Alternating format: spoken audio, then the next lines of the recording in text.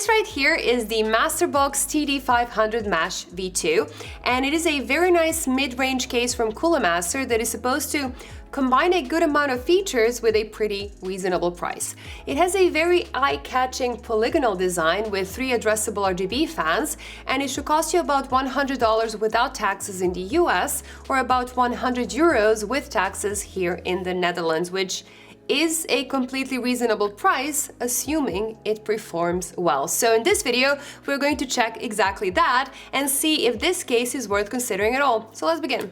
On the outside, it definitely looks a bit different than most ATX tower cases. The front mesh panel has polygonal shapes that continue into these fine lines on the tempered glass panel to complete and round up this very geometric look. Build quality-wise, it feels more than alright. The chassis and the right side panel are made of steel with some plastic details like the frame on the front panel, but even that plastic is very well done. The tempered glass side doesn't have any buttons or screws, and it is very easy and very safe to remove it and put it back in its spot using these click mechanisms instead, which actually I find very useful, especially since you don't need any tools to do it. You just pull it out and you just click it back in. On the top of the front panel, you get 2 USB 3 Type A ports, a power button, combined audio jack, an RGB controller button, and 1 USB 3.2 Gen 2 Type C connection. And of course, if you prefer a black case, you can get it completely in black, or you can go for a white version like I have right here. Internally, it is done surprisingly well. The ventilation pattern on the PSU shroud matches the back and the top of the case, and I really like that you get this cover on the PSU shroud that lets you pick if you want to showcase your power supply or not. And you can also remove the whole top panel to make the fan or radiator installation more accessible and much easier. But there is also some room for improvement. So you get the rubber grommets on the side, which are color matched, but you do not get them on top. And to be honest, I would have liked the side next to the motherboard to be a bit cleaner than it is. You also get 3 RGB fans pre-installed in the front of the case, but there is no outtake fan by default. Now, you can technically move one of the fans to the back, but then you lose out on the RGB effect that you can see from the front. So I really think they should have just added an extra fan to the back. The whole inside is quite spacious too. You can fit a GPU up to 41 centimeters in length and a CPU cooler up to 165 millimeters in height, and there's also enough space for a 280 or a 360 millimeter radiator in both the top and the front of the case. So generally speaking, you can fit most regular components and make most regular builds easily in this case. Now, behind the motherboard, there is about 2 centimeters of space for cable management, and you also get the hooks to secure the cables too, which is fine for a typical build. But it will get a bit tight if you fill every fan, SSD, and hard drive spot that this case offers. And on the back, you also get this RGB and fan controller that you can connect 4 fans to. So with the front 3 fans, you can only add 1 more fan. So keep that in mind if you're going for more RGB fans than this. But let's see the build I have right here.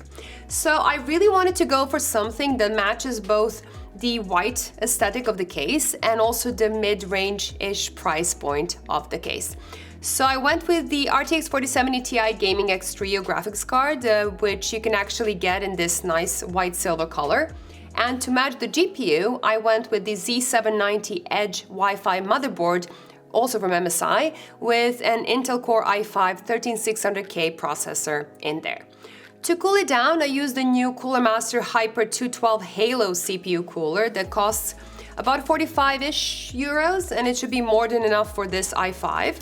Now, unfortunately, I did not have any affordable white memory around, so I used these a bit on the expensive side, but very pretty Corsair Dominator Platinum modules. For the power supply, I used a Seasonic Vertex, and since this is a typical black power supply, I decided to leave the cover on, but if you're going for a nice matching white power supply, you can just take the cover off. So while gaming, this whole system ended up pulling about 400 to 450 watts of power straight from the wall, and with the fan set to 40 decibels at 50 centimeters of distance, which is what I would consider an acceptable noise level for a system under load, the thermals ended up looking very good. The CPU is well within limits at 79 degrees Celsius, and the GPU was running even cooler than I expected it to. 68 degrees on the cores and 79 degrees on the memory while pulling 273 watts is what I would call more than comfortable. And this is just with the 3 included fans, so if you don't want to invest into another fan, you also don't have to add one because the temps are just fine as it is. But as I said before, I would still consider adding one more fan to the back, especially if you do go with a CPU that is a bit more power hungry, because it will look better, but more importantly, it will get rid of the heat more quickly, which is always a better option. So all in all, I think this is a very decent case. It offers enough of useful features without adding unnecessary ones. It is very easy to build a system in it, and it is reasonably priced. Or at least that is the case here in the EU, because currently in the US, the stock seems to be the problem, and the only listing I could find is on Amazon for $250, which is just ridiculous. The V1 is selling for $100, and this one should theoretically have the same price. But even at $100 or euros, there are just so many cases to choose from, with plenty of mash models with multiple RGB fans that will pretty much be completely fine as well. So, what it will come down to for cases like this one is that the price is what it is supposed to be, and that you just really prefer the design over other cases on the market. And I think this is exactly what Cooler Master was trying to achieve with this polygonal geometric design, because it is different and it does stand out a bit from the other cases at the similar price point. So if you really like this look and you really want to have it, and it is selling for what it is supposed to cost, just go for it. It is a completely fine case. Now, this is all I have for today, but before I go, let's check out the sponsor of this video.